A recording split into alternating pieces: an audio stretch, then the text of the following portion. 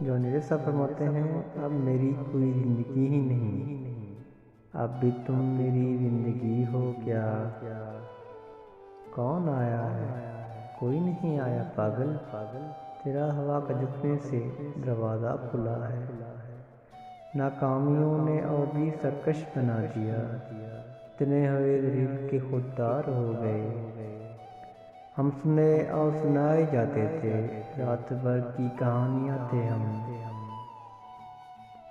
ایک شخص کر رہا ہے ابھی تک وفا کا ذکر، کاش اس زباں دراز کا منہ نہ چلے کوئی۔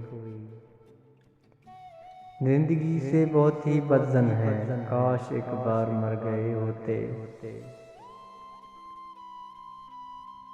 جانے کیا واقعہ ہونے کو، جی بہت چاہتا ہے رونے کو۔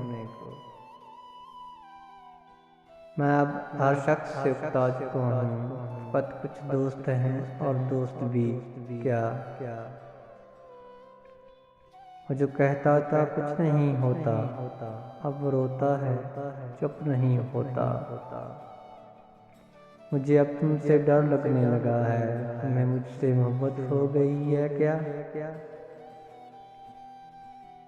میں نے سب خواہشوں کو ٹال دیا، اب دل سے تمہیں نکال دیا، اب اپنے دل سے تمہیں نکال دیا۔